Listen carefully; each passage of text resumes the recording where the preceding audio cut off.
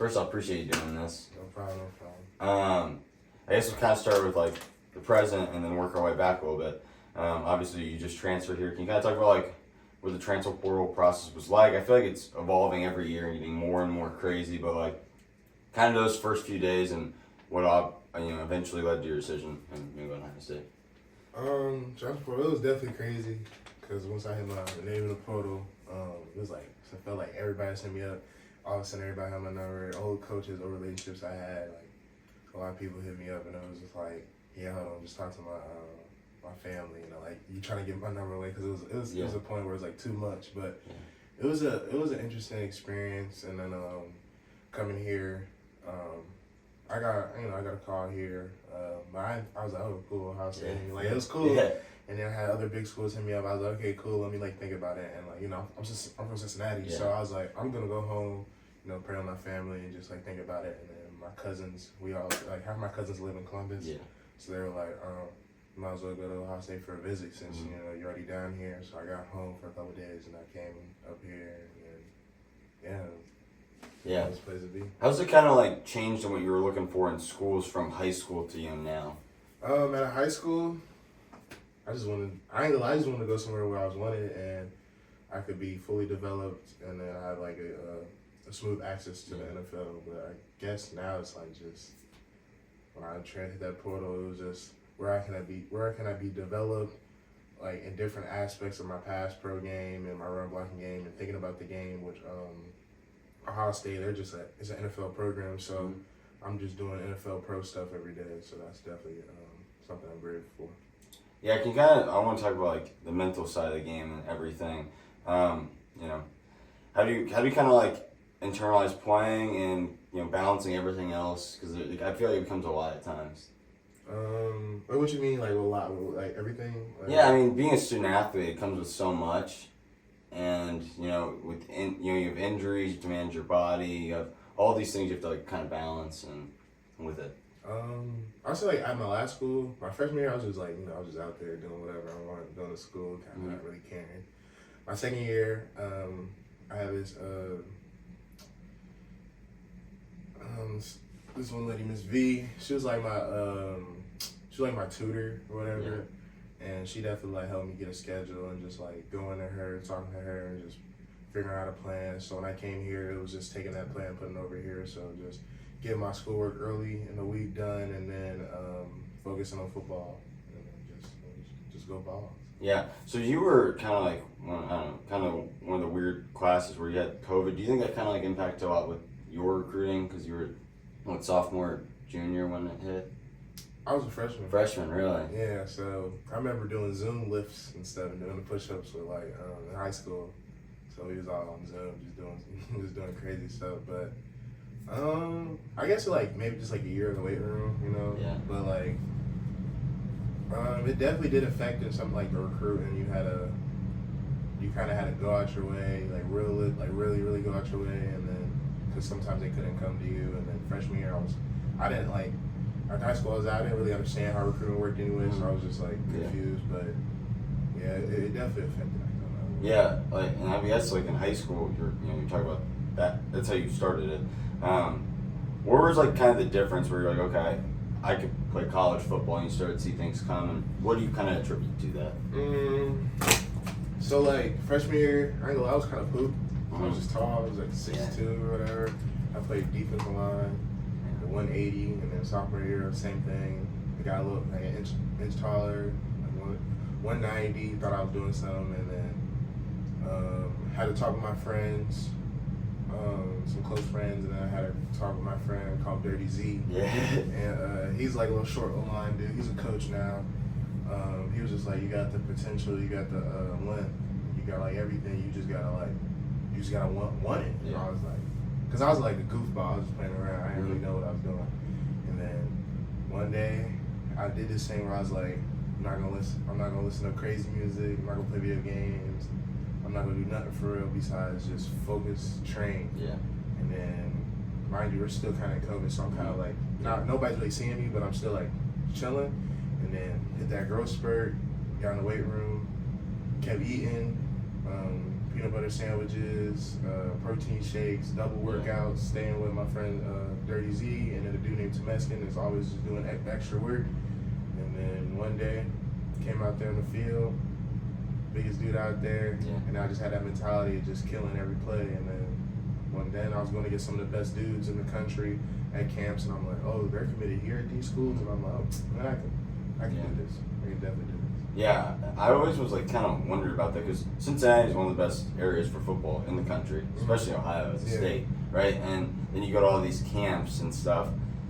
I don't know. Do you feel like someone really has to go to all these like camps and do all this stuff now, or if they're good enough, they can get found anywhere?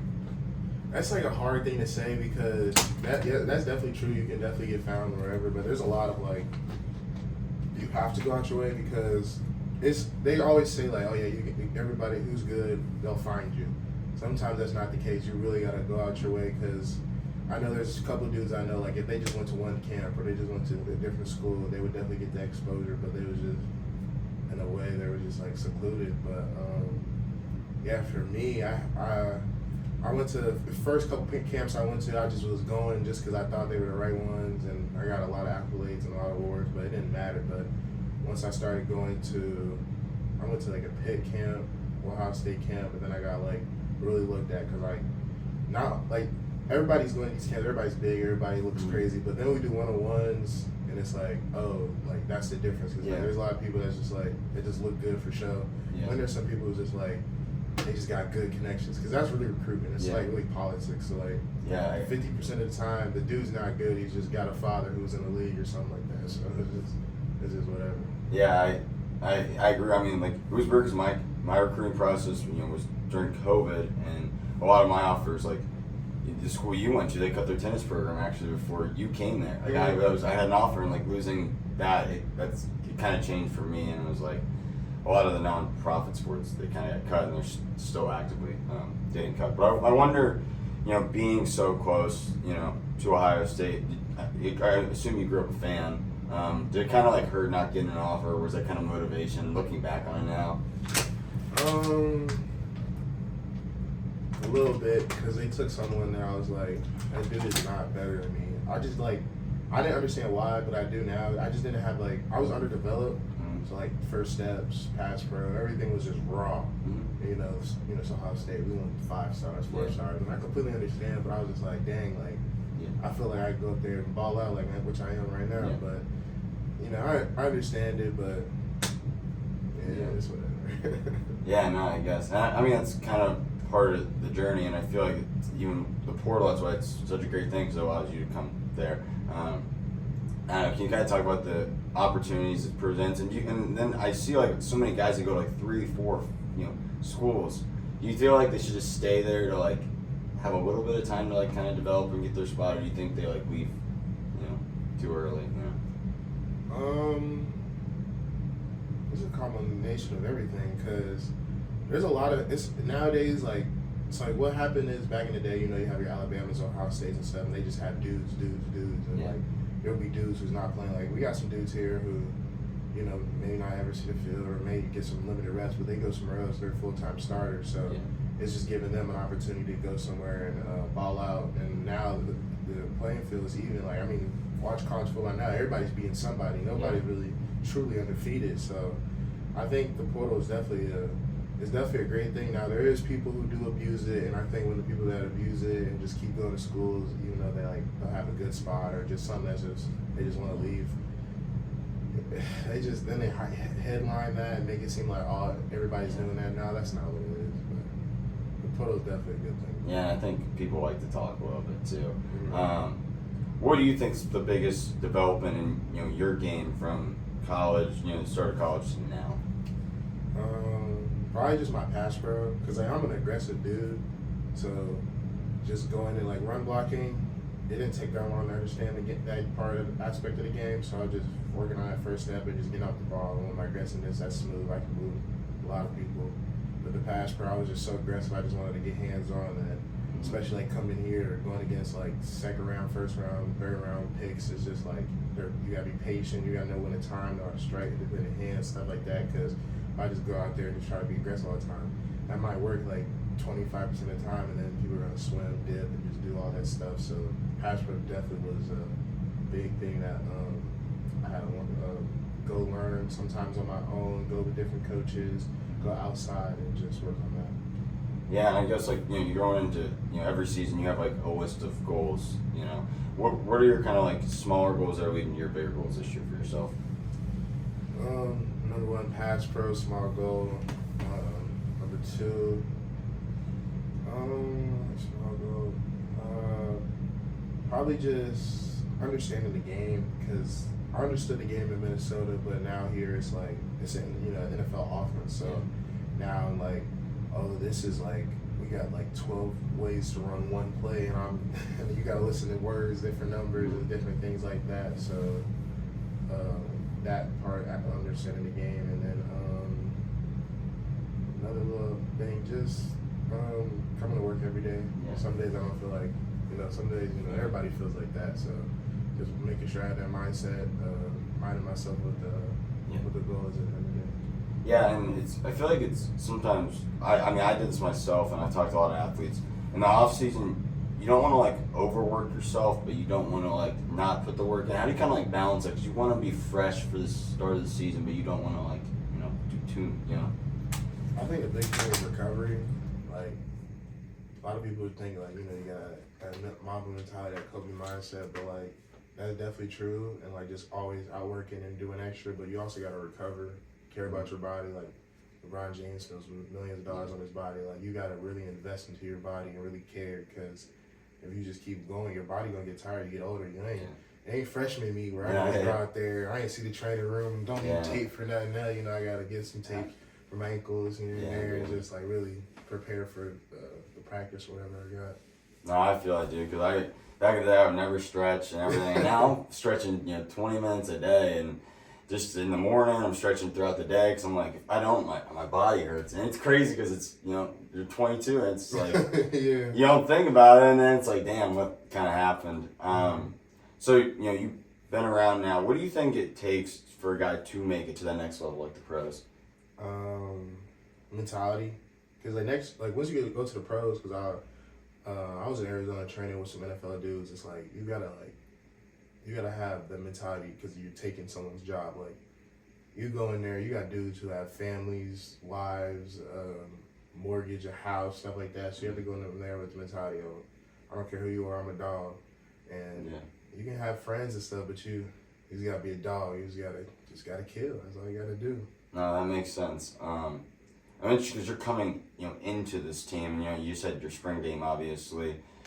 Well, what's kind of like the mindset of the team this year, and how do you, replicate the success you did, last year? I think the mentality this year is like, doesn't really matter what we did yet last year, but it does matter. But it's a new team, new faces, a lot of new guys. We're young and we're hungry, so we can't just think like, oh, just write off what we did last year. So we just gotta just put that to the side, worry about this year, take every game by game, and just go out there and ball, and still have that national championship mindset. And just build off of it. And, so I've always wondered this, but you're coming in, you're learning a whole new playbook. What's that like, and how do you remember it? Do you spend like a lot of time at night afterward, or how does that? I'm not gonna lie, it's kind of been smooth for me. Because we got 4 O-line coaches, or 3 that like really really stay with us after practice, or with the installs and stuff. And coming from another Big Ten program, like I also feel like every team runs the same offense. They just call different names, different things, do different things with tight ends and wide receivers and stuff like that. But like I'll make a few mistakes here and there, but it's like rare though. But it was kind of smooth for me learning, because I'm like, oh, I know this. This is y'all call it this, or oh, this number. Oh, y'all just do it this way instead of this foot or this step. It was it was kind of smooth. They still got like some, this offense is crazy. I'm not gonna lie, but it was pretty smooth. Yeah, is it weird getting to like know different quirks? You have Sam and you have Keenel. It's like what's kind of like the relationship with that and the O-line and the quarterback? I'm cool with both of them. Like I be joking with them before and after practice. Dapping them up, saying y'all ready to practice, ready to work. But I be so focused on blocking and just trying to kill people that like I don't really be knowing who behind there. Like I didn't really start like people always ask me with the QB battle this and that, and I'm like I didn't really pay attention to the spring game. I'm just because if I turn around worry about that or worry about something else, I got CJ, I got KJ, I got Katie Curry. I'm like, hey man, I'm already busy, but yeah, no, that makes sense, bro. What do you guys? So the spring game is, I feel like it's progressively become not as big. You see schools not really kind of doing it as much, but like, what was your mindset kind of going into that yourself? Treat it like a game. It's an interview, evaluation. I feel like went into the game with a dog mentality, which I feel like I showed that. Watched the film. Near the end, there was some things I was confused on a little bit, and like a rep or two I lost, but just going in with the next play, big play mentality, and then just going in with just kill, be a dog. Yeah. It's kind of funny. I never actually kind of asked, but like, what was that transition here? Like, you were literally at Minnesota, and then you just came here right away, quick. How did you adjust just yourself, even? It was smooth. Like everything was smooth. I got here, and they were like, put on helmet, shoulder pads, go be on the scout team, give the defense a look, and I'm like, that's probably the best thing for me. Keep me warm, keep me fresh, and then going against Jack, JT, and then some other dudes they had, and then like I'm going against national championship defense, blocking down on Tyleek and all of them. So it was smooth in that aspect of the football. Yeah. And then I would lift on the side. Even that week, getting stronger, learning how to eat, learning how to really recover the right way, rest, and just I'm like an hour away from home, so going home sometimes on the weekends when we didn't have like a little whatever going on, and just being with the family. But yeah, it was a great transition. Were you I don't remember, but were you came in like right when that run was going, toward the end of the run? Can you kind of talk about being a part of that and seeing that? It was awesome because I came in in practice, and then I was kind of like trying to kill, but I understand they still got a national championship, so I'm still giving them that look, but I'm trying to like be the best tackle so that when they get in the game, it's smooth. You know what I'm saying? Like even with Jack and JT, just talking to them, and they were like I was giving great looks, and like I was just like one of the best tackles. They could see the potential and stuff in me, just working with things like that. But seeing how it went, it was amazing because I kept my head down, so I didn't really want to like involve myself because I didn't really deserve it. I didn't really do nothing. But they brought me along, like I said, Jack, JT. They talked to me all the time. It was telling me to come up here, do different things. Like when I went down with them in the hotels, I was hanging out with all of them and just vibing. They treat me like I was their brother, and like I was always there on the team. And I was like, wow, this is amazing. So you kind of picked those guys' brain a lot. Did you do? I would assume during that time. And what was like kind of the best piece of advice they gave you? Best piece of advice I would say is just like keep the mentality I have, learn how to practice the right way, and just keep getting better and better. Cause it felt like, well, that's not what it felt like. Hearing like sometimes the O-line just like lack that dog and nastiness to them. Yeah.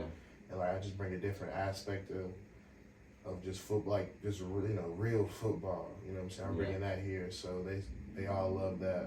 Just tell me to keep that. Just keep that. Don't let nobody ever take that away from me. Yeah, because it's weird because it's like a business. Like it's become like a business, but it's a sport you grew up and you loved. So how did you kind of get into football? How do you kind of like balance like I love the sport at the end of the day, and not put too much pressure on yourself? I don't know. I just I originally went to Corrine, so that's like football royalty. So we just triple option, keep dunk your taco and just hit somebody. So we was always like that Florida team with Urban Meyer. Oh, we was all just dogs. So that's all I knew. Like I just love football, and then going from that to Princeton, seeing the difference, then going to college and then seeing the difference, and then truly seeing it's a business and seeing people like some people just don't care, and it was just weird to me because I've never been around a group of people that like some people just didn't care or just didn't have that mentality of like I'm coming out here to work. Like you're really like once one play could take away everything. So, Yeah. and then some people taking plays off because they don't want to hurt themselves or different that or just for money and stuff. So, I mean, I don't know that it's just a lot going on. It's a lot of craziness going on, but I think it's way different than how it used to be. Yeah.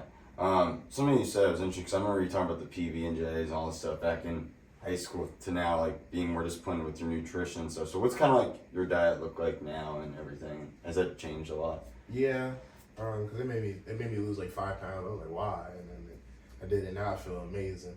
But really, I never ate breakfast before. Mm-hmm.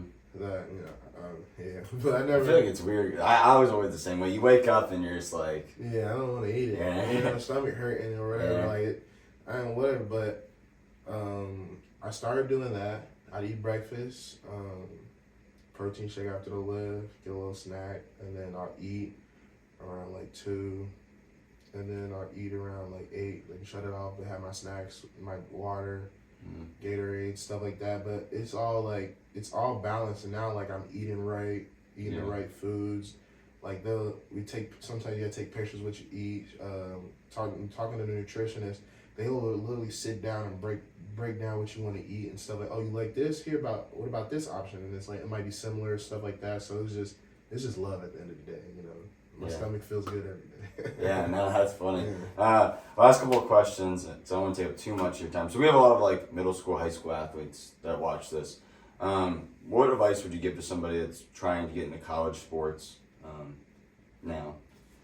I say first off, you gotta be a dog. Cause like whatever sport you do, like football, basketball, anything, like you gotta be a dog. Cause once you can show that you care, you already starting off ahead than other people, and then after that, work on the technique, get all that, and then just learn how to talk to coaches and learn how to recruit. And if you gotta leave the school, you gotta do something, just tell your family you know what's best and set a plan. But main thing is be a dog. Cause if you don't care, you're not gonna care when it gets really tough. Cause once you get to college, there's some times when mat drills here, you're gonna really test if you love football. That's when you're not even doing football. That's really gonna be like, do you love football? But yeah, have that mentality.